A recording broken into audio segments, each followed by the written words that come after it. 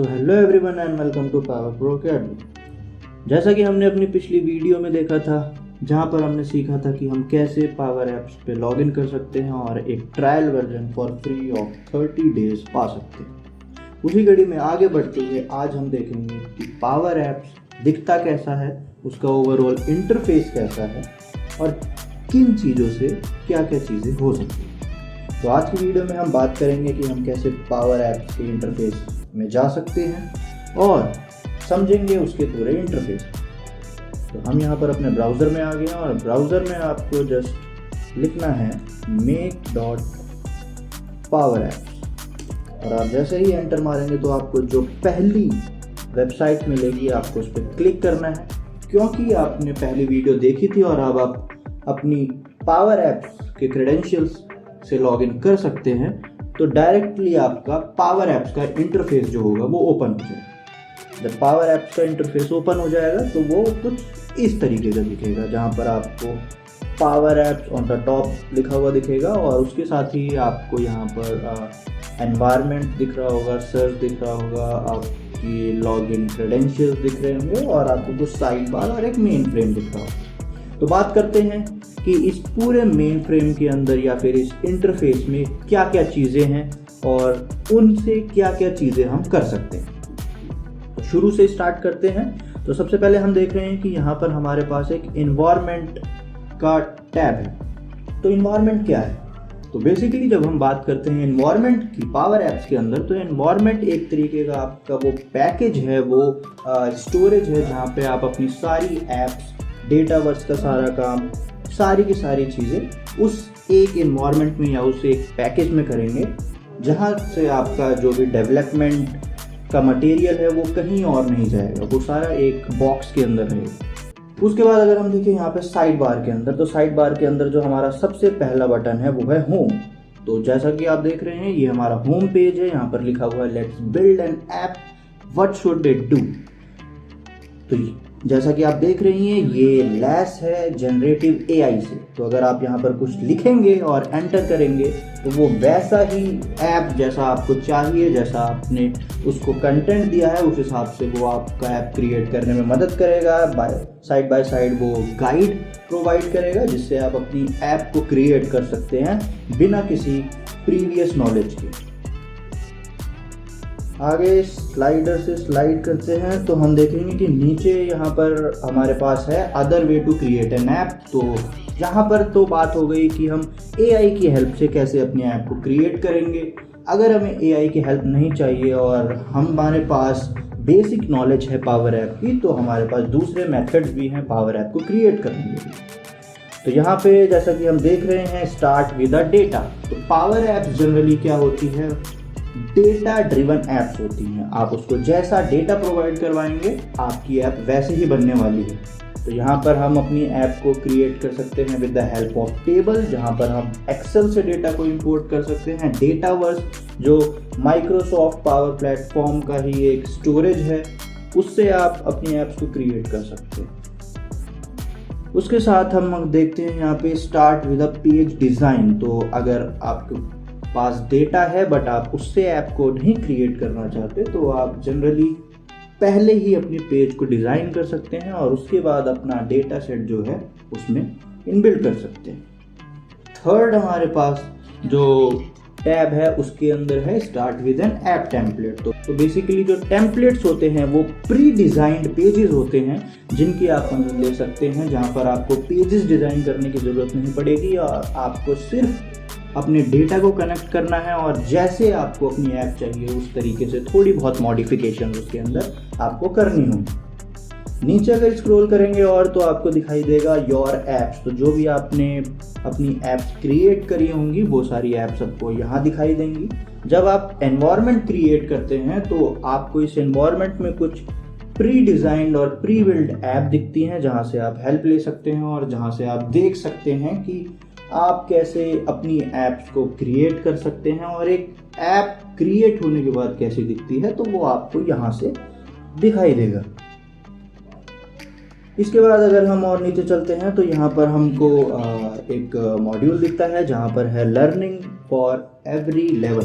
तो यहाँ पर बेसिकली माइक्रोसॉफ्ट ने आपको ट्यूटोरियल्स प्रोवाइड कराए हैं जहाँ पे आप बिगिनर लेवल से लेकर एक मास्टर लेवल तक अपनी लर्निंग को इन्हेंस कर सकते हैं और विद इन द माइक्रोसॉफ्ट की पावर ऐप्स को क्रिएट करना सीख सकते हैं।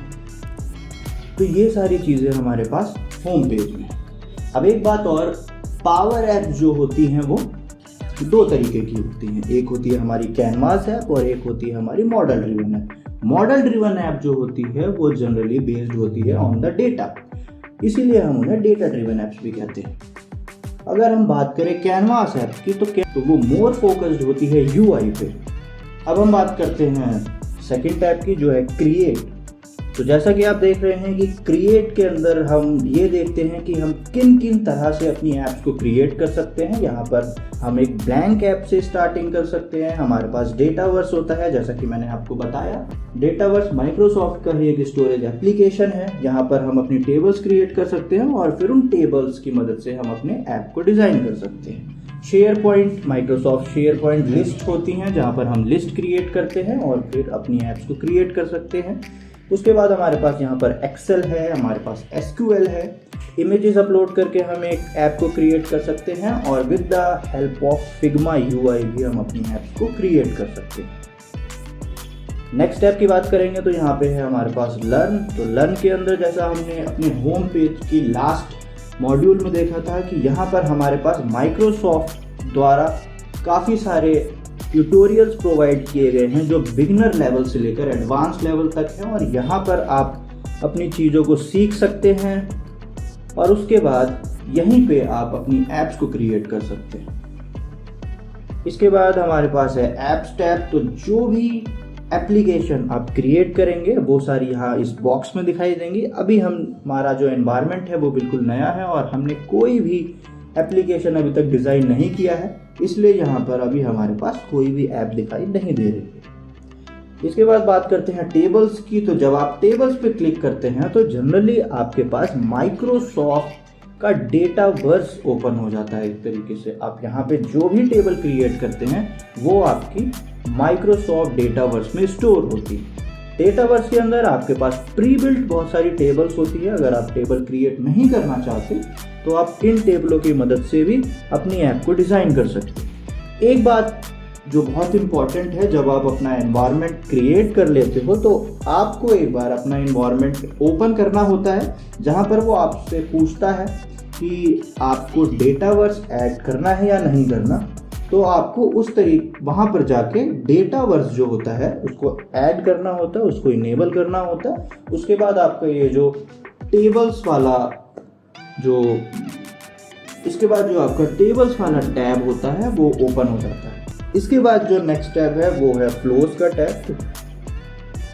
तो बेसिकली अभी जो ये इंटरफेस है वो एक तरीके से आपका मास्टर इंटरफेस है पावर प्लेटफॉर्म का।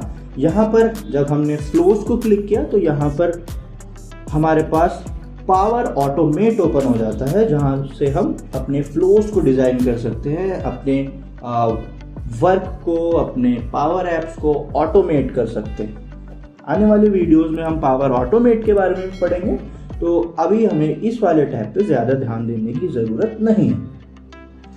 उसके बाद नेक्स्ट टैब है हमारा सॉल्यूशंस। तो सॉल्यूशंस जनरली हमारे पास क्या होते हैं, सॉल्यूशंस बॉक्स होते हैं जहाँ पर हम अपनी चीज़ों को, एक जैसी चीज़ों को कंबाइन करके रख देते हैं। अब जनरली अगर मैं बात करूँ तो अगर एक लाइब्रेरी है तो लाइब्रेरी में हमारे पास डिफरेंट जर्नल्स की बुक्स होती हैं। तो हम क्या करते हैं, हम एक अलमीरा में सेम जर्नल्स की बुक, दूसरे अलमीरा में उसके जर्नल्स की बुक, इस तरीके से अपने बुक्स रख देते हैं। तो अगर मैं बात करूं तो वो जो एक अलमीरा की बात की गई है वो एक तरीके से यहाँ पर सॉल्यूशन है। तो अगर मैं पावर ऐप्स में बात करूं तो जब हम एक सॉल्यूशन क्रिएट करते हैं या फिर जब हम एक एप्लीकेशन बनाने वाले होते हैं तो हमें उस एप्लीकेशन के लिए बहुत सारी चीज़ों की ज़रूरत पड़ती है, जैसे कि हमारी मेन ऐप।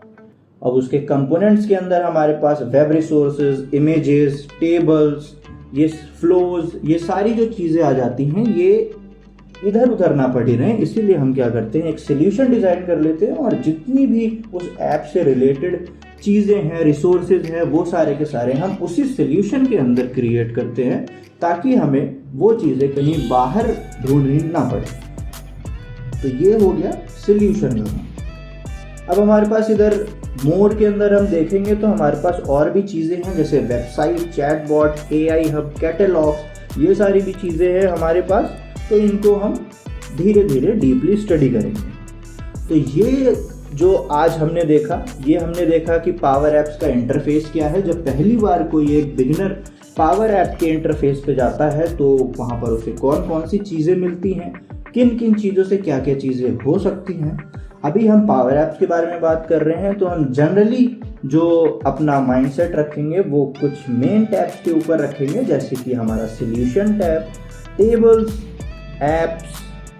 तो बेसिकली ये जो हमारी 3 चीज़ें हैं वो हमारा यहाँ पर मेन होने वाला है, जो हमें देखना है पावर ऐप्स को क्रिएट करते हुए। तो आज की वीडियो में इतना ही। मिलते हैं नेक्स्ट वीडियो में, जहाँ पर हम बात करेंगे डेटावर्स की। डेटावर्स टेबल कैसे क्रिएट की जाती हैं, कौन कौन से वहाँ पर हम वेरिएबल इनिशियलाइज करते हैं, कौन से डेटा टाइप्स होते हैं, और बहुत सारी ऐसी चीज़ें। तो मिलते हैं नेक्स्ट वीडियो में, तब तक के लिए thank you. Keep learning, keep supporting.